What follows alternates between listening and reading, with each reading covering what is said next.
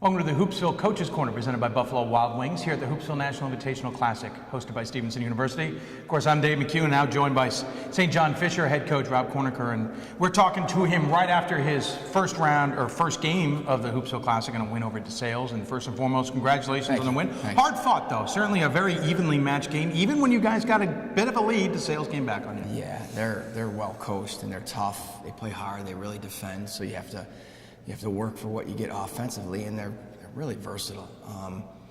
I thought, and I knew we would have a hard time. They kind of play a little old school, which I really love, ducking guys in at the rim and things like that. So if we're not tough defensively, I knew we'd have a really hard time with them.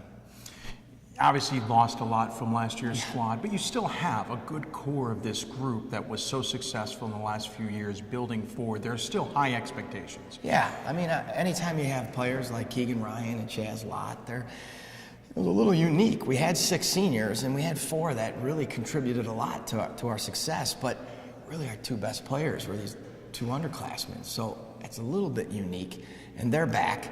And we had some unknowns. You know, we played a bunch of sophomores today that really didn't get a lot of time because of those seniors. And I knew they were tough kids. You know, I knew they're coachable, they're fun, they get after it. And I think we have a chance to be better down the road, too. I really do. They really bought into what we were trying to do defensively today, which I thought was great. Came up short, obviously, last year, finishing in the round of 16 with a tough loss to Virginia Wesleyan? No, Randolph-Macon. Yeah. You get it confused because their opponent in Saturday's games meet Dickinson, who lost to the other one of those 2 ODAC teams, all down at Randolph-Macon. So obviously you'll see that in kind of my little game of having the Elite Eight happen after all. Yeah. But how much did last year's falling short, and I know you guys wanted to get to Salem, how much has that either stung and hurt going into the offseason or inspired you guys going into this season? I think the latter. I think it's inspired us.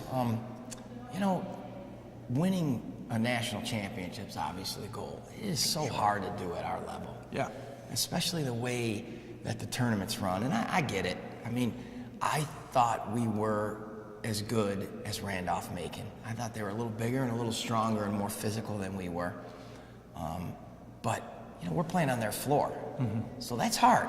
So unless you really, you know, win 27, 28 games, win your conference tournament, it's going to be really hard to host those regional games. And now you got to go on the road and maybe beat a host team, which is really hard to do. I wasn't disappointed. I don't think our guys were disappointed. I don't think a lot of people gave us a chance. And we didn't play well, and one of the reasons we didn't play well is because they were so good defensively.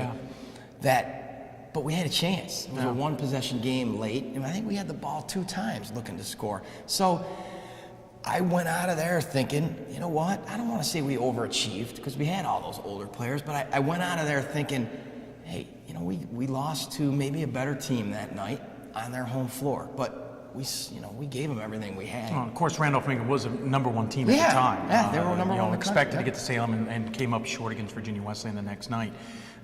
Before, you know, obviously Virginia Wesleyan went on to Salem. I don't know if you have expectations of getting to Salem this year. Again, we lost 6 seniors, as we point out. You do bring back 2 of your better players, obviously. But I would argue that the East region isn't that difficult to get out of.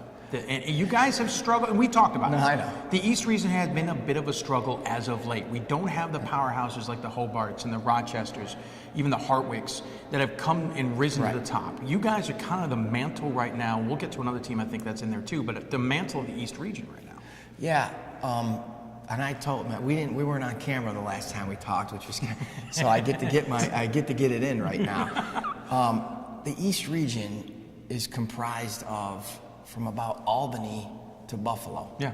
So there's a lot of good high school basketball players in that area. You know, Buffalo, Rochester, Syracuse.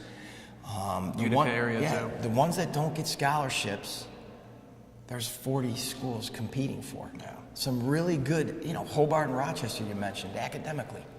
Some of the top schools in the country. Now you throw in a Brockport State, SUNY Geneseo, who's one of the best public educations in the United States.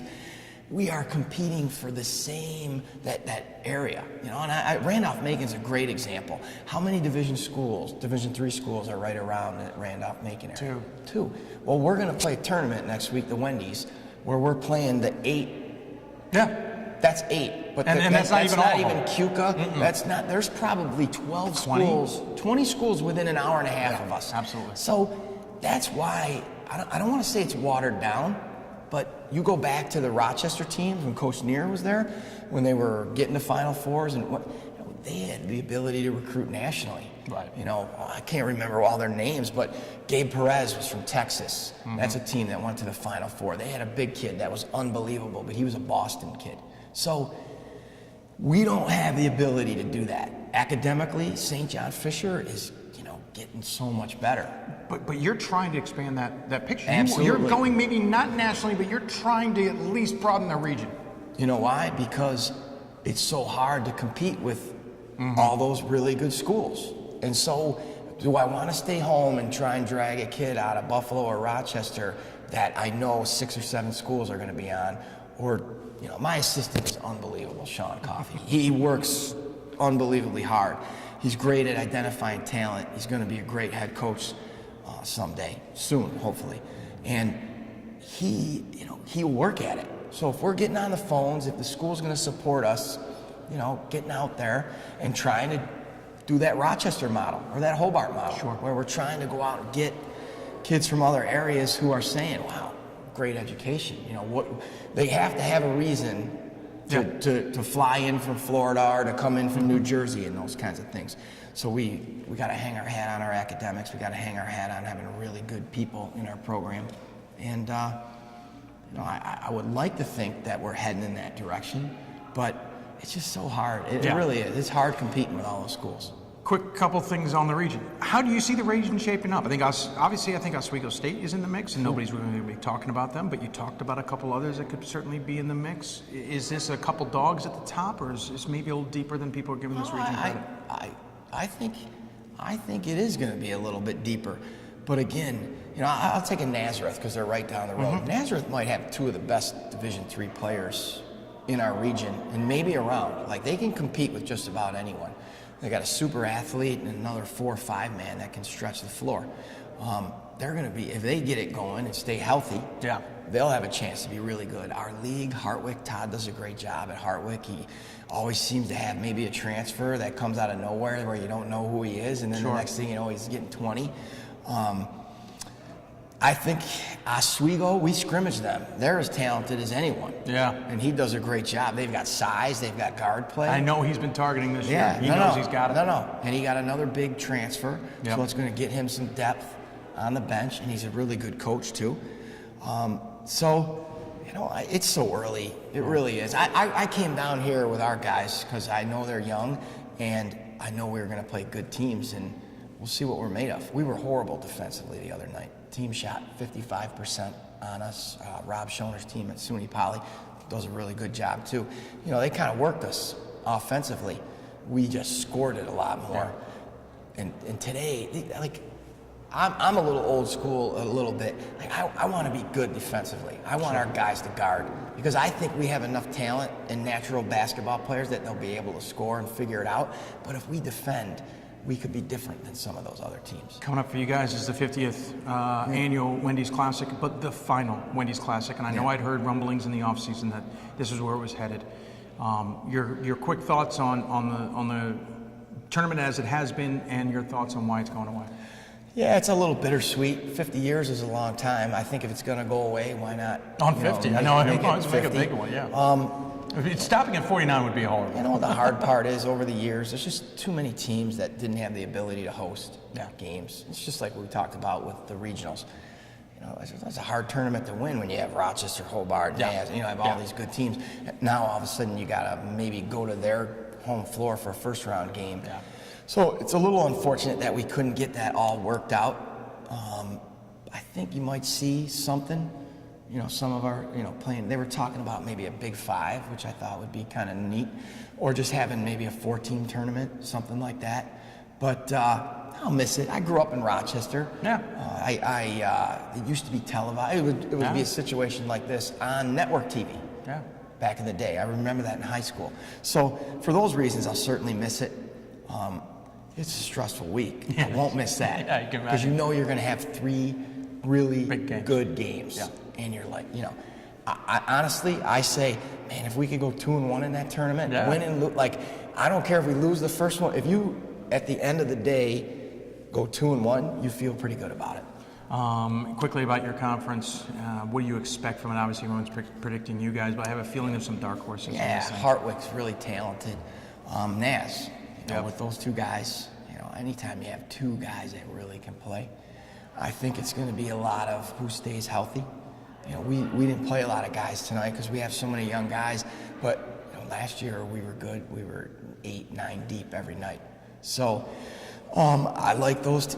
Chris Connolly, I've heard good things about his team over in Utica, that they're playing at a different pace. The rules are going to change things a little bit. Yeah. So, the grinded out games might be a little tougher. You might need to put the ball on the floor, attack the rim, and have shooters, which I think is great for the game.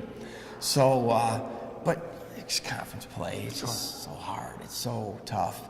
It's every night. There's no nights off. I don't care who you're playing. We go to Elmira.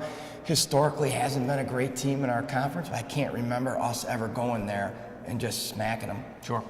Last year they were up 1 at the half, and it's tough. Yeah. So I expect it to be wide open. I hope we're good. That's what we're gearing for. If we're good in late January and February, I'll be really happy. Awesome. Well, I appreciate you coming on and chatting about your team and the region and all that. Rob Kornaker from St. John Fisher. As always, we give the coach the final word. Any final thoughts you want to share with those who are watching? I just want to say thanks for having us. I hope people get the sense of, being able to come to a tournament like this is a little bit more, it feels like an NCAA tournament a little bit. We get a lot, the facilities are wonderful here at Stevenson. The people couldn't have been nicer taking care of us, and I thank you for what you're doing, and I hope someday to have a really good team and be back again. I'm sure we'll find a way to get a slot for you. Again, Rob Kornaker, again from St. John Fisher. Appreciate him taking the time. This is the Hoopsville Coaches Corner presented by Buffalo Wild Wings at the Hoopsville National Invitational Classic, hosted by Stevenson University.